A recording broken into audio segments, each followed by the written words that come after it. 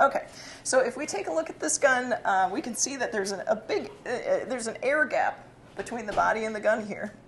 And where do you guys think this is located on the sweet spot? On the sweet spot? Not so much. What should we try first? Too low? Yeah, I would agree with that. So I think we could, if you can kind of maybe hitch your pants up a bit. And then what about the lateral placement? More to the right, yeah. So, sorry, we don't have any holsters set up for left-handed, so everybody's kind of demoing right-handed, whether or not they are right-handed. But if we start to relocate that holster, that gives us more flexibility before encountering that peak of the abdomen. Yeah, and then the belt loops are always in the way for this. There's just really no good way around it, unfortunately. All right, so by doing nothing other than moving that gun off of that 12 o'clock spot, we've already improved it, but we still definitely have some, some low-hanging fruit here to get rid of. So if we do the poke and check and push on the top of that, what do you guys think we need for that? Wedge? Yeah, I think the rotation is fine. It's just the tuck. So let's add some wedge to that. And then what you're going to notice on this one, go ahead and try that out. So you can't see it too well from the back, but that's better. But it's still there, and why is that? If you'll remove that holster for me, I'll show that. That holster's got the snowshoe effect going on. So the entire holster's got a big flat backer on it. So every input that we make to this holster is dampened by this whole flat backer that's going to resist anything we do. So if we try to put a wing on this holster, if we try to put a wedge on this holster, it's going to fight us. And also, there's this phenomenon where those of us who have a little bit of tactical squish, major concealment advantage, more so for women than men, because women tend to have squishier abdominal fat in most cases.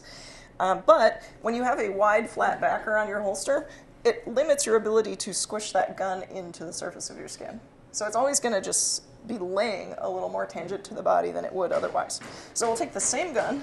I was going to say, at the beginning of the class, we talked about, we're not going to discuss this from the position of,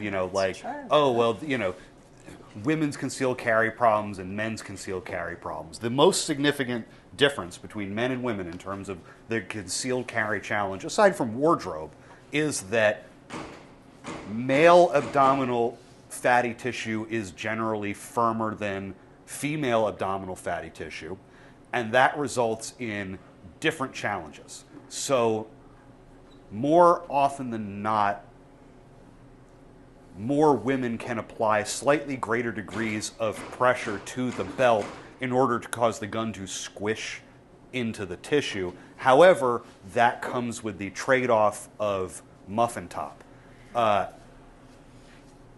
And it also comes with the trade-off of when you start putting wedges and whatnot on the holster, they don't do as much because the tissue doesn't resist them. They just kind of push into the tissue with the gun. However, with men, you get much more dramatic results from things like wedges, but they come at the trade-off of being much more uncomfortable because the tissue's less forgiving.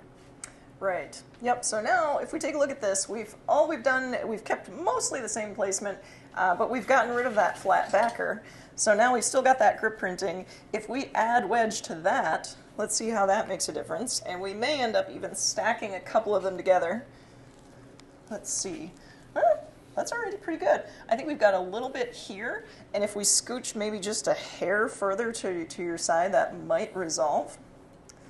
Yeah, belt loops, again, they're always in the way. And then we may want to add even just a little more wedge. Depending on where you place that wedge on the holster, you can use it to get a little more grip rotation. So it's kind of that opposite effect.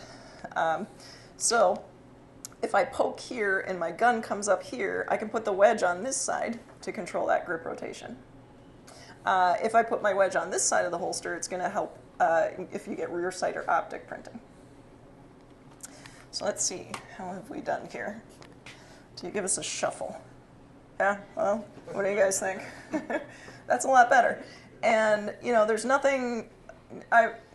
anything particular about that holster except for it's a neutral ground that gives us room to make those concealment adjustments. Thank you, good demo.